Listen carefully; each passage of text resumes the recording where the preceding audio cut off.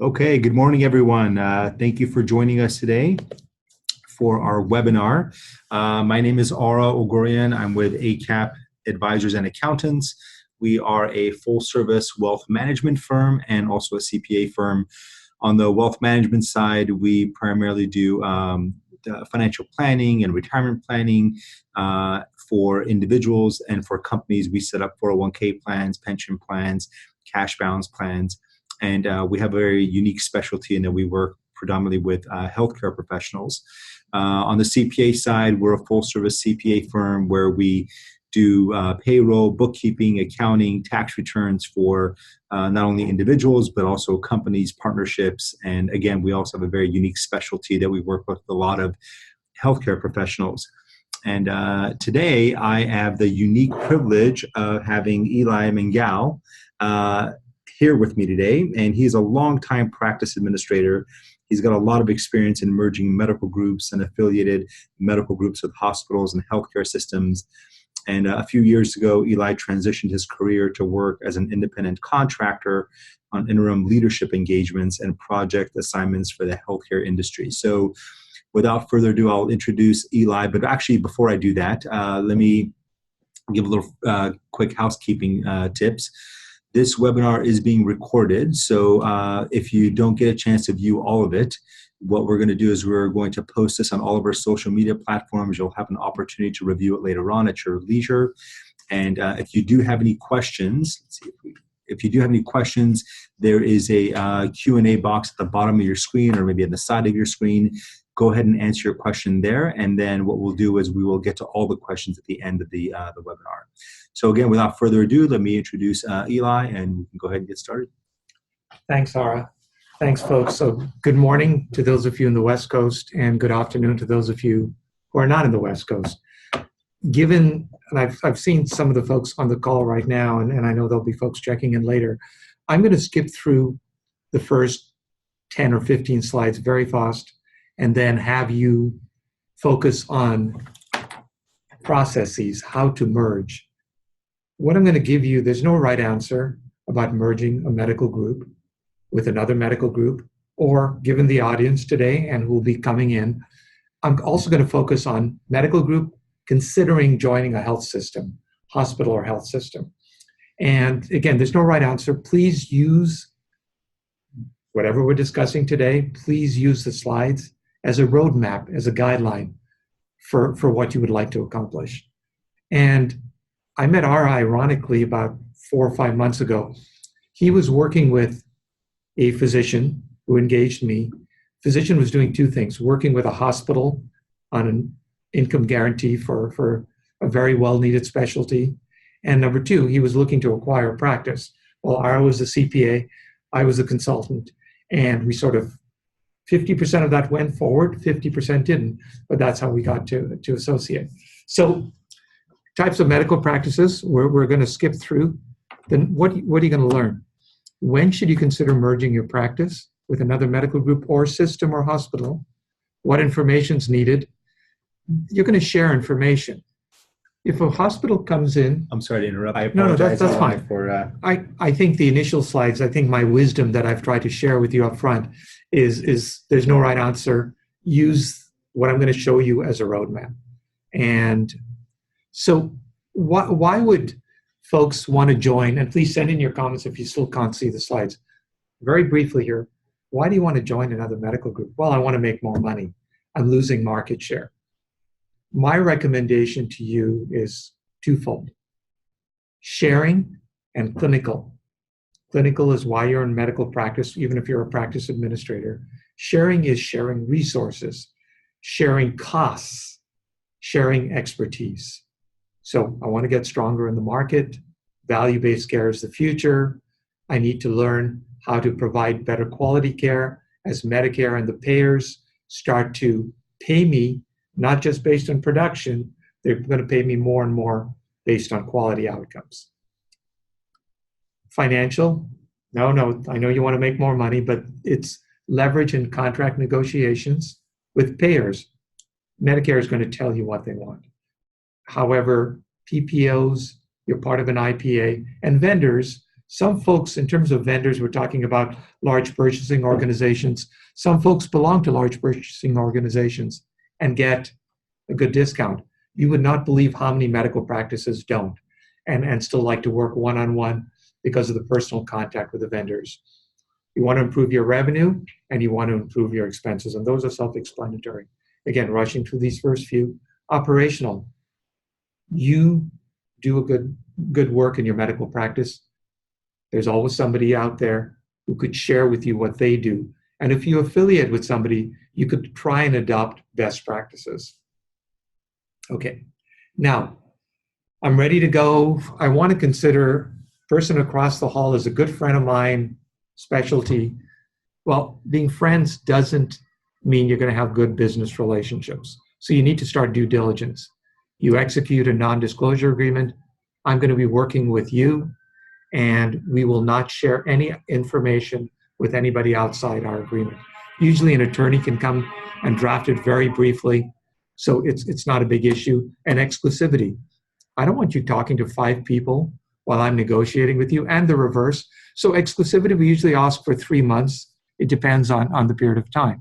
And again, we're going to get into the meat of all this later in terms of how you make this happen. But the one thing I want to talk to you about is chart audit. I've seen relationships go somewhat sour.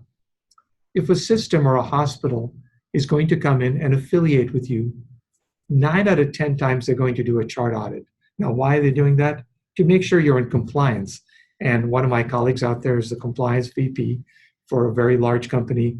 You need to know that there is some compliance with coding, following all the rules. Okay, so now it's not a system. I want to merge with another medical practice, and Dr. X, Y, and Z are my friends.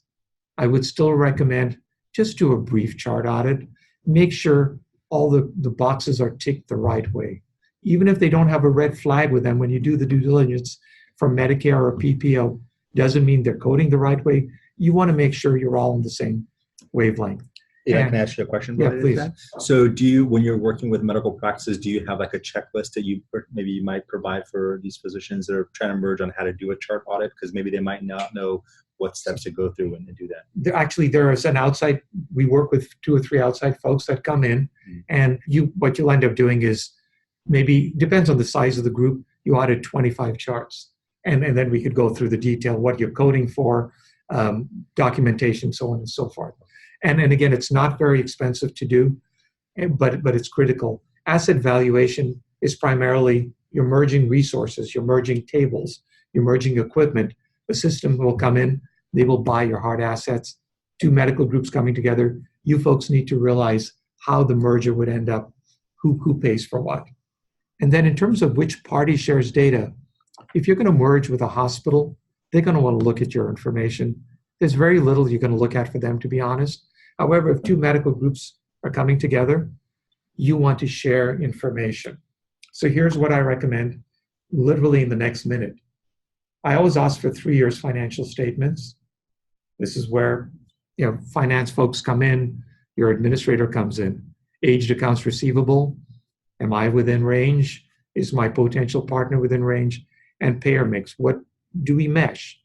And medical practice tax returns. You will be surprised how many medical group financial statements, if you look at the corporate tax returns, don't match because it's how expenses are allocated.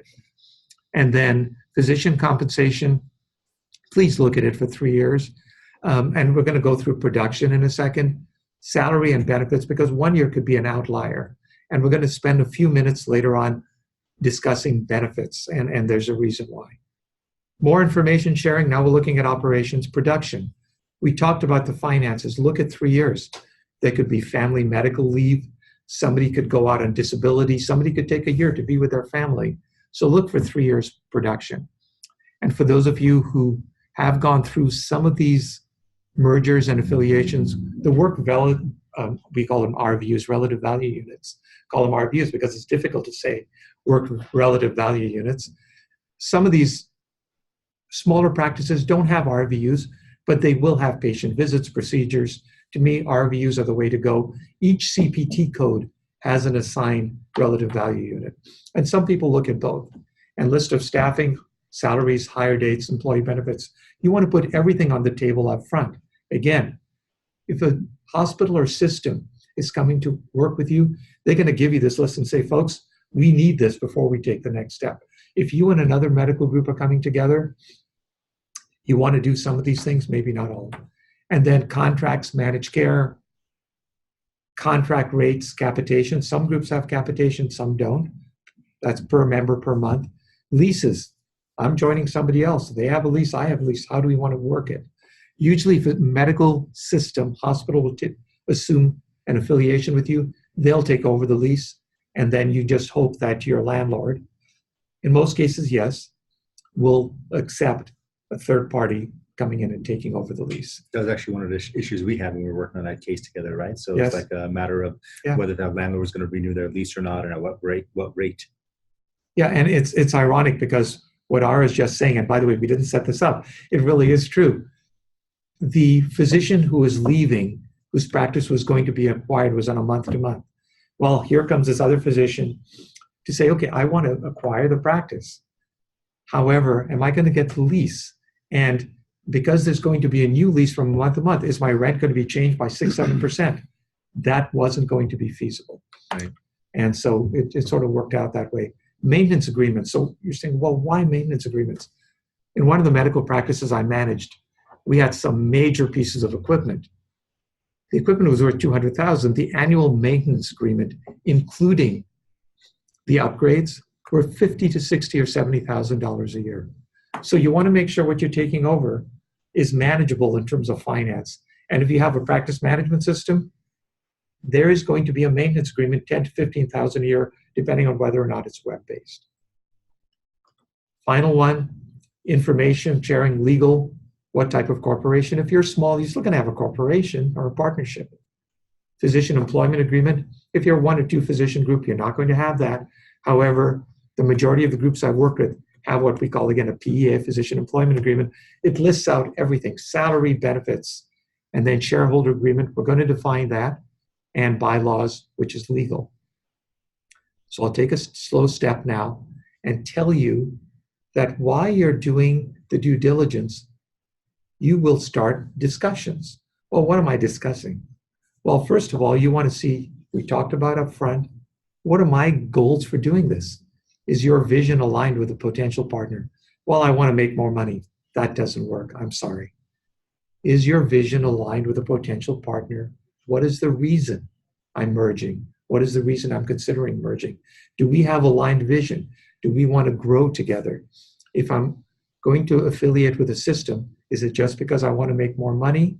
Is it because I don't want to deal with the headache of managing a medical practice? So can I achieve some of my goals?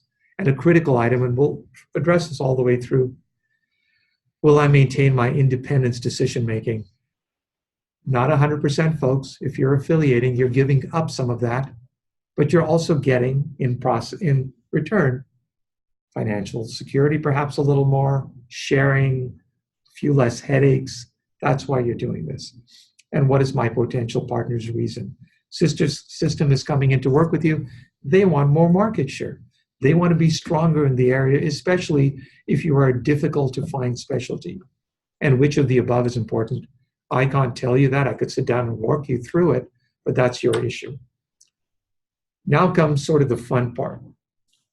Shareholder agreement. Okay, so now I have my shareholder agreement, or I don't, but I'm going to go from a 3-physician group to an 8. Well, what's my criteria? Does everybody need to be board certified? What if you have somebody, I'm 62, so excuse me, if somebody's 65 or 66, I could say this. They're not board certified. They've been board eligible for a while and dropped it. You truly want, because of the payers, to have board certification. If a system will come in to affiliate with you, I've seen this time and time again, they will grandparent in a physician who's been in practice for 25 plus years. But going forward, every single new physician needs to be board certified. And from the time they join the practice, within 2 years, no more board eligibility. I need you to take the boards and pass it. And of course, in good standing, values of shares. I've worked with practices where a share is $1. I've worked with practices where a share is $1,000. That's the least important. It's just how your voting works. based on your value of shares. And then partnership track. This is sort of a pet peeve of mine. If you're in a rural area or in an area that's difficult to find physicians or high specialty, there may be no partnership track. I've always recommended a 3 to 4 year partnership track in urban areas, in areas where you can find physicians, but there's some competition. And year 1, the physician is 100% salary. Year 2, the physician could be 80% salary plus 20% based on other criteria. Year 3, it just goes down, and by year 4 or the end of year 3, they're full partner. Buy-in, I never recommend that a physician buy into a practice, even though the majority of practices will tell you they do want buy-in, because to me, they're paying their dues during the partnership track. They're working really hard for you. And so as they come in, they're not getting your whole salary, whereas by year 3, they may be generating more than you are, and then they would just transition. Spousal consent is always needed on shareholder agreements. Can I ask you a question? Yeah. So a couple of things that we've seen is we actually routinely see buy-ins from a lot of our clients who are joining medical groups or have been part of medical groups, and then now they're becoming partners. Sure. So that's actually common practice. I'm surprised to kind of hear that it's not recommended. That's a good question. Again, it's my sort of my bias. Uh-huh.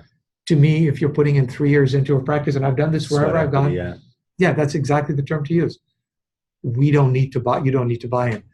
But it depends, again, on, and again, there's no right answer. I said that up front. On if you're buying into a practice that had $10 million worth of equipment, maybe the rules change a little. But knowing going forward, you're going to be paying for the maintenance of that equipment. If there's still a pay down on the equipment, you're going to be paying for that. So again, there's no right answer. But and just one thing, Ara, you just brought up, I'm a physician. I've been in practice for 20 years. I want to join you year 1. I'm bringing this book of business. I don't want to be in a partnership track. I, Eli, completely agree with that physician. You do not need to be in a partnership track. You bring your patient base with you. We sit down. But again, there's no right answer. And I'm trying to rush through some of these things, but you walk it all through. Okay. So this is, again, when you're doing this with a medical group, this takes weeks, months. We're trying to do this in 30 minutes. So bylaws, oh my gosh, look at this. I've now got 10 physicians in my practice, or 12. We need to elect a board of directors. The positions in a board, my recommendation is 5 to 7 for a board. And most boards will use, and some people call it executive committee, and president, vice president, treasurer, and secretary. I never know why they need a secretary, but it's basically minute taker to required by, see, you just said it. I didn't know that. So they always have to have these corporations as they meet. And terms, I want to give you an anecdote. I recommend a 3-year term up front. But the anecdote is who sits on the board in terms of terms. I was affiliated within the last few years with a large medical group that came together with a system. During the affiliation, and I was a major part of that, the board of 7, the multiple medical groups coming together, they voted, and each medical group had representation, and there were 7 board members. Well, they voted to make the president an individual who was very diplomatic. He worked well with the system, he didn't scream, and they worked out a relationship. Well, lo and behold, they actually had a 2-year term.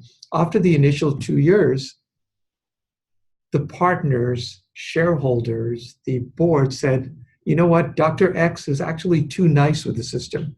We need to now position ourselves a little stronger. So they kept this individual on the board, but they voted in a president. I'm not going to say the term antagonistic, but was more group friendly. So they needed somebody diplomatic up front and who could build a relationship going forward. Once they were partners, they didn't want to be antagonistic, but they clearly wanted to have a little more voice. So they voted in somebody a little stronger. So length of terms, I'd say 2 to 3 year terms. I've also been part of boards that you have 14 partners. 4 have no desire to be on the board. So you let them work on subcommittees, and then you have your every 2 or 3 year voting, shall we say, and then people can just rotate. And then meetings. So how often does a board meet? if you have fiduciary responsibility as a board, you need to meet monthly. And then I've known groups that have met every 6 months or 12 months. No, please meet at least quarterly with your partners. Don't just meet when there's a crisis. Meet to share information, but I know you're giving them financials every month, but meet to share information and to hear their point of view. Shareholder responsibilities, very fast election of the board. Shareholders need to do that. Admitting new shareholders, it should not be the board. Somebody's paid their dues 3 years, partnership track, now it's time. This would be something that the shareholders would vote on. Sale of medical practices, purchases, and mergers. You set a threshold. Let's say I want to buy a piece of equipment. Maybe the board has $40,000 or $50,000 responsibility. Everything after that in the shareholder agreement, the shareholders will have that responsibility to vote on it. And then, well, do we vote majority, supermajority? Those are things that have to be worked out. I can give you a template, but it won't work because it depends on the individual group. And then purchases, again, we just talked about merger. Oh my gosh, this is great. We got 3 other physicians down the road. Shareholders, not the board. Board makes the recommendations to the shareholders. And when you amend your bylaws and articles of incorporation. All right, time-wise, are we okay? Yes, we are. I mean, how many? I have about 8 to 10 more slides. Oh, I think we're good, yeah. We've got a couple questions already, so okay. Close to the end. So bylaws, because now I want to get into also the meat about the how-to. Bylaws, board of directors, subcommittees, please have a finance subcommittee. Number 1 is please have a quality committee, 2 or 3 physicians, and then you want to have non-clinical leadership, your administrators, your IT person, your medical records, HIM person, and if you have ancillary providers, which more and more practices do today, now we call them extended practitioners, nurse practitioners, please have them on it. Managing the business affairs, the board, your practice administrator, CEO will report to the board. And then borrowing funds, we already talked about threshold. Maybe the board can do up to $50,000. Going forward, you need anything after the $50,000, you definitely want the shareholders to vote on, and adding new shareholders. So corporate vendors, who do you need for all this? Well, you need me. Just kidding. But you do. You need somebody outside to sort of guide you through the process. But you want legal counsel. So here's what I've seen over the years. Group 1 has legal counsel. Group 2 has legal counsel. If 2 groups are affiliating, please talk to a third. You may decide to do one of your 2 legal counsels, but just bring in a third legal counsel to work through all the items here, the bylaws, the legal documentation. I've been in situations where a medical group, large, come together, merging with a hospital system. So we've provided 3, 4, 5 legal counsels. Each group said, here's my legal counsel. You want the system to also be okay with your legal counsel. If you're affiliating with the system's most likely going to pay for this affiliation to happen. You don't want them to select your legal counsel, but you don't want a legal counsel that hasn't worked well with your system. And just a very quick anecdote is in sports, you have an agent for a very famous player, but he's had a bad relationship with the team. He's not going to want that player to play with the team. So you want everything to be good for legal counsel. Corporate CPA, or other. Most of the time, the groups I've worked with each of them have said, Eli, I don't want to work with our CPA. So one of the 2 groups will come in and then, again, talk to a second one. We're more than happy to fill in on that second one if they're not already working with us. And again, that's where ARA comes in. And again, we always tell you, look at multiple. But then the question of benefits plan administrator is critical. I always recommend if it's 5 or 6 physicians in a board, pick 2 or 3 to have a benefits committee, and then draft a benefits plan. My recommendation is that your CPA provide you the recommendation for a benefits plan administrator. A lot of times, your CPA will be the individual putting all the detail together, safe harbor, so on and so forth, working with the administrator.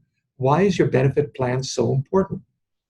I've seen situations, and I'm living through these regularly, where the younger physicians want to maximize let's just say how much they put in. I want to do a defined benefit, and if I can put in 200,000, fine. If you're merging with a group that has some older physicians, meaning anybody 45 more established, 50, I don't want to do that.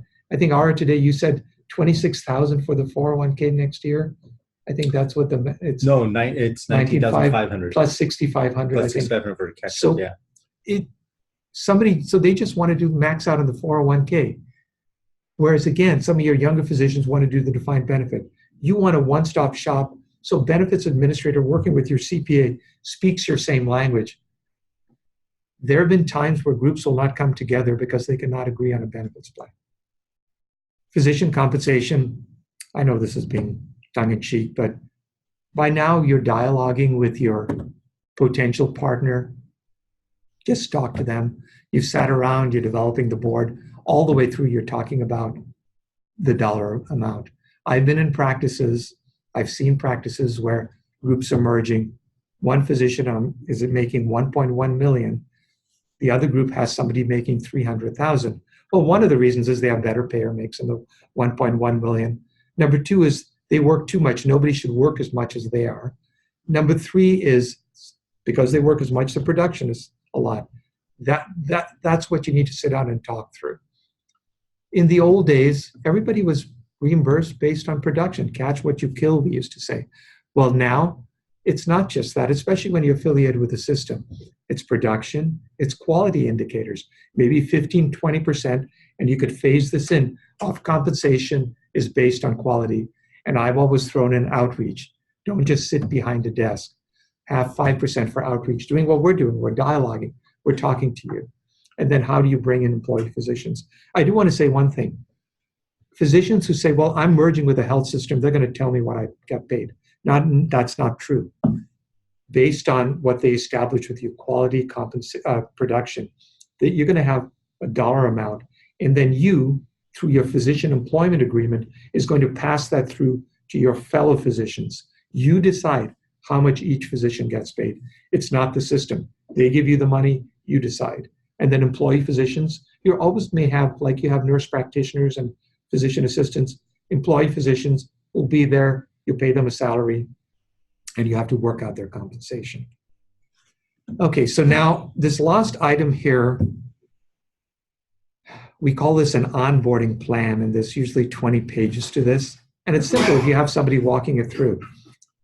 This is what you're ready to go. I want to work with you. Payer agreements. One, you have a new corporation now, remember. Payer agreements, one payer agreement for everybody. Medicare, Medi-Cal, you have to apply. I want to talk about human resources. I want to talk about your employees. Your employees are just as important to you as you are to your practice. An employee has been with you for 12 years. So the last day before you merge, whether it's with a system or whether you merge with another medical group, you pay their vacation, you pay their salary. However, Eli Mingail has worked with you for 12 years. When the new entity, whether it's another medical group or it's a system, associates with you, they have to honor your employee's 12-year tenure. So if vacation in this new entity happens to be 3 years or 3 weeks or 4 weeks for 12 years, you start accruing day one as a 12-year employee based on that 12-year, based on the 4 weeks. You start with zero, but please know, I've always told employees on the groups when I've been doing the merger, you're not losing your jobs, we can always say that, but for the most part, and keep the manager, and yes, day one, you'll start accruing. And guess what? You just had your benefits, your vacation paid for. Information technology, practice management system. If a system takes you over, a hospital takes you over, they're going to take care of that. They're going to bring in their own practice management system. But there has to be a toggle from yours to theirs. And if two medical groups are coming together, we just have to figure out what's best. Vendor agreements, again, we've talked about leases, finance, business development. How do I get the word out? Not just externally, but internally. I've been involved in so many affiliations where the employees know something's going to happen, folks. They're sitting there. They see consultant Eli coming in. They see another hospital coming in. They see physicians coming in from other groups for 5 p.m. board meeting dinners. They know something's going to happen. So during the process, be as transparent as you can. There's non-disclosure, so there's only so much you can say, but please make sure internally and externally, once the deal is done, it's all positive. We've gotten together for a reason. And just let the word out, not just to your vendors, not just to third party in Medicare or Medi-Cal. You have to do it on Medicaid if you're not in the state. You need to do it for everybody. And website, don't forget, critical. And operations and workflow, that's difficult. Once you're done, you need to draw a roadmap for how to patient flow. Now, all of a sudden, I went from one office to 3. Now, all of a sudden, I'm doing my billing somewhere else. Make sure that all your items are crossed. And again, this lost is, we call it an onboarding plan, a lot of detail. And I will keep quiet from there. I hope this has been informative to some of you. And are any questions, or I'll take any that may come up. Sounds great. Thank you, Eli. So let's go to the questions here, and we've had quite a few of them. Excuse me. Okay, let's start with the first one. So there was a bullet point, if you can scroll back on one of the slides, there was a bullet point about spousal approval. Yeah. Can you describe Sure. what you meant by that? Okay, call your legal counsel. No, just kidding. So every time we've done a shareholder agreement, it's not just you folks. If you have a spouse, every legal counsel I've worked with said, and there's a last page, says the spouse is aware of the shareholder agreement, the value. So whatever you're seeing, they see, and they have to sign it. God forbid if you get divorced during the process and there's some dissolution of husband and wife, regardless of who's the physician, there's a value to your shares. That other, whether there's prenup or not, is not my issue, but there's a value that your spouse could say, I never knew. Oh my gosh, if you were to leave your practice and get 3 months AR, I want 1.5 months of that AR, accounts receivable. So you do need spousal consent. They need to be aware of it, and they need to sign off on the shareholder agreement if a spouse exists. Okay, perfect. So the next question is, do you ever recommend, which is actually a really good question, do you ever recommend a review of the billing practices and or audit of the billing as a way of to vet the veracity of the reported revenues? Oh, I think I've had that come up with the chart audits, and yes, the answer is yes, but you would not believe how many times that doesn't come up. Mm-hmm. That's why I say look at the financials and look at the tax returns. The tax returns are not lying. It's how much dollars they're taking in. Mm-hmm. I always say if it's a larger group, you need to have or somebody come in and have you have to have your income statements audited. You can't just go in blind. But yes, the answer is yes, you can do that. But a chart audit, you could also sort of add that to it. If I'm billing code 99213, if I'm, charting at 99213 and I'm billing at 99215, that's a revenue discrepancy. So the answer is yes. Okay.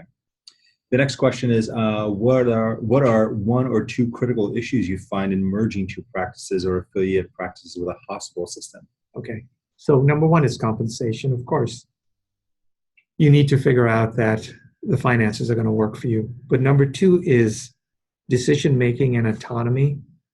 So and we've talked about this before, my practice is joining somebody else for a reason. Money, clinical quality, less headaches. Well, if you're joining a system, they're going to be making a lot of the decisions for you in a good way. You don't have to deal with it. But Eli, I want to hire a practice manager. Well, up front, you work out what the rules are for hiring a practice manager with the system. Do they do the HR? Because you're not going to be doing that. How does that work? But I want to make decisions. Well, you make decisions about your group. But when it comes to working with another system, they will have part of that decision-making in terms of how the funds, the finances, and your day-to-day operations. I'm joining another medical group. Well, I made my own decisions. Well, there's 3 of you now. 3 of you make a decision. So autonomy is critical, and I hear this going forward. But I think after the first year, everything sort of smooths out. And number 2 is compensation. And how are we going to make this work? But compensation is more an issue among 2 groups versus a group affiliating with the system. Okay. I think that's all the time we have for questions. Eli, thank you so much for this incredible presentation. It was very, very informative, really Lots of good details in there. As we mentioned earlier, this webinar is being recorded, and if you have follow-up questions, please feel free to contact Eli or myself directly, or you can also post your comments in the comment section on the YouTube where we're gonna publish this. And if it's a question that we can't answer, we'll get back to you, and we'll be happy to answer it for you. Thank you, everyone, for participating, and thank you, Eli, for agreeing to do this. It's been fun. Thanks, folks. Best of luck to all of you. Bye.